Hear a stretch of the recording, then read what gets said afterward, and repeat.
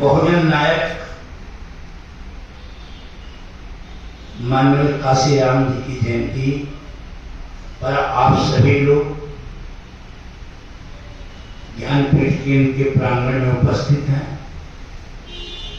हम आप सभी का हार्दिक अभिनंदन करते हैं। आज के कार्यक्रम के अध्यक्ष उदयांचल यदुवंश कल्याण समिति के अध्यक्ष भाई श्रीनिवास जी, संरक्षक भाई एस प्रसाद जी, शिक्षाविद भाई कैलाश जी, हम सबके नेता वीर सिंह सैन जी, एस.एन. जायसवाल साहब और बड़े भाई जो ज्ञानपीठ केंद्र के संचालक हैं डॉक्टर देवकरण चौहान जी, पत्रकार साथियों, गीतकार बंधु और सभी साथी जो लोक शिक्षण अभियान और ज्ञानपीठ केंद्र से जुड़े हैं, सभी इस मिशन में काम कर रहे हैं। पुनः मैं आपका हार्दिक अभिनंदन करता हूं। आज का कार्यक्रम सामाजिक स्वाभिमान दिवस के रूप में रखा गया है और काशीराम जी के ही शब्दों में है कि जो लोग स्वाभिमान की भाषा परिभाषा को समझते हैं, स्वाभिमानी लोग ही संघर्ष की परिभाषा समझते हैं। जिनका स्वाभिमान मरा है वो गुलाम होते हैं माननीय काशीराम। और यह स्वाभिमान दिवस के रूप में यह कार्यक्रम है। माननीय काशीराम जी के बारे में सारे लोगों ने बता दिया था और मैं बताना चाहता हूं, क्या है वो बड़े अधिकारी थे, लेकिन उनके अंदर अंकुर था जिसे प्रस्फुटित करने में दीना भाना जी ने सहयोग किया, बताया उन्हें। और भगवान बुद्ध के और डॉक्टर अंबेडकर के नाम की छुट्टी को सरकार ने रद्द कर दिया था। उसके विरोध में उन सारे लोगों ने काशीराम जी को तैयार किया और काशीराम जी फिर निकल पड़े 3000 किलोमीटर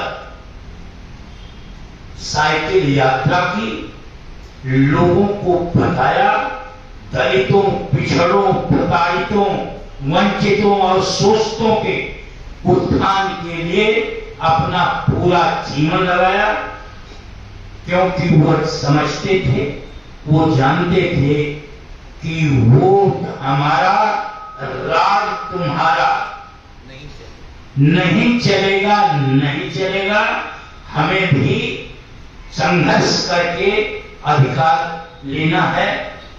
जो सदियों से अशिक्षित थे, जब काशीराम जी पैदा हुए थे उस समय भारत में जो 85% लोग थे और उनमें तो 90% सवर्ण भी जो थे, वो 10% ही शिक्षित थे। शिक्षा का अभाव होने के कारण सरकारी नौकरियों में भी लोगों को स्थान नहीं मिला। सामाजिक और आर्थिक स्थिति दोनों गर्भित अवस्था में थी। काशीराम जी ने संसद में कहा था कि राजनीतिक आजादी जब तक अपना काम सही नहीं करेगी, जब तक आर्थिक रूप से और सामाजिक रूप से इस देश के अंदर गैर बराबरी रहेगी, जब तक इसकी बराबरी नहीं मिटेगी, तब तक देश के अंदर सामाजिक न्याय नहीं हो सकता। और उन्होंने पार्लियामेंट में यह भी कहा था कि जो गरीबों का वोट है वो माफिया और मनी दोनों से लूटा जाता है और लूटा जा रहा है, और सत्ता पर बैठे हुए लोग हमारे लोगों को मिलाकर, हमारे लोग भी उसमें शामिल हैं। इसीलिए उन्होंने चमचा युग एक किताब लिखी थी और उसमें बताया था कि हमारे लोग अपने स्वार्थ के लिए, अपने थोड़ा सुख के लिए बहुत बड़ी संख्या का अहित करते हैं, उनसे मिले हुए हैं और आज भी ऐसी ही स्थिति है। भारत के अंदर शिक्षा और स्वास्थ्य दोनों की स्थिति दयनीय है और वर्तमान सरकार, मुझे ये कहने में कोई संकोच नहीं है कि वो शिक्षा और स्वास्थ्य पर काम नहीं कर पा रही है। सरकारी क्षेत्र के अंदर काम नहीं हो रहा है, सब प्राइवेट लोगों को, बड़े बड़े लोगों को दिया जा रहा है, जहां तक आम जनता की पकड़ नहीं है। पूरे विश्व के अंदर 200 विश्वविद्यालय हैं और 200 विद्यालय में मात्र 3 विश्वविद्यालय भारत के अंदर हैं जो शिक्षा के क्षेत्र में उनका मुकाबला करते हैं, मात्र 3। और बाबा साहब डॉक्टर भीमराव अंबेडकर ने एक बात कही थी कि हमारे देश में जो भी पुस्तकालय हैं, जो सरकारी पुस्तकालय हैं, उसमें भी पढ़ने के लोग नहीं जाते, शिक्षा लेना ही नहीं चाहते। जब शिक्षित नहीं रहेंगे तो जवाब कहां से देंगे, संघर्ष कैसे कर सकते हैं। आज भारत की स्थिति यह है कि ग्लोबल इनोवेशन इंडेक्स में 2024 के अनुसार भारत 39वें स्थान पर, प्रति व्यक्ति आय के मामले में 141वें स्थान पर, हैप्पीनेस इंडेक्स में 135वें स्थान पर, ग्लोबल हंगर इंडेक्स में 101वें स्थान पर है।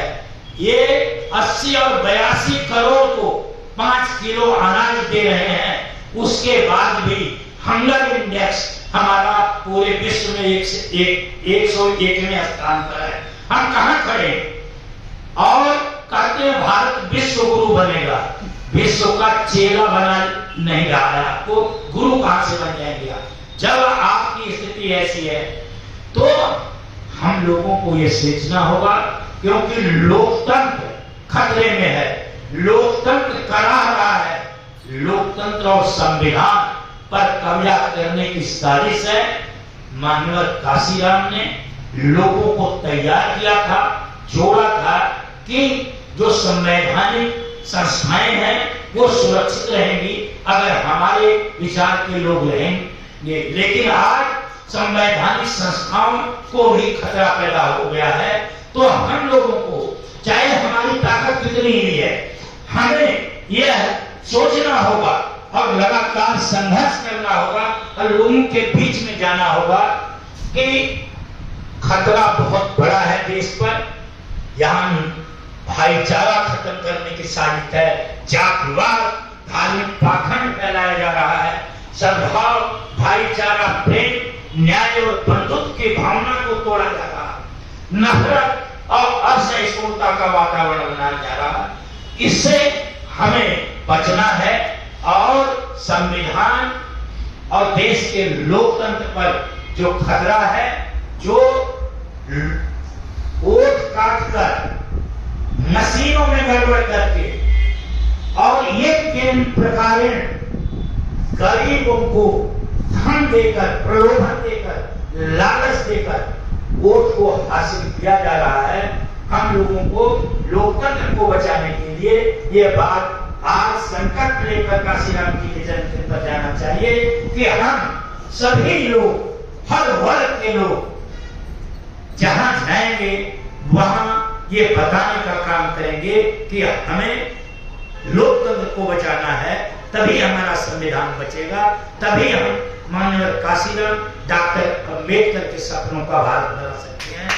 इन शब्दों के साथ आप लोगों का बहुत बहुत धन्यवाद करता हूं और आशा करता हूं कि शिक्षा और चिकित्सा के क्षेत्र में लगातार हम लोगों को राय देनी है और आगे बढ़ना है, क्योंकि बाबा साहब डॉक्टर भीमराव अम्बेडकर ने कहा है, और यहाँ स्लोगन है कि शिक्षा वह शेरनी का दूध है, जो पिएगा वही दौड़ेगा, वही संघर्ष करेगा, वही निर्भीक रहेगा, वही किसी से नहीं डरेगा, हर जगह अपनी बात कहेगा, स्वाभिमान और सम्मान के साथ जीवन जिएगा। बहुत बहुत धन्यवाद करता हूँ।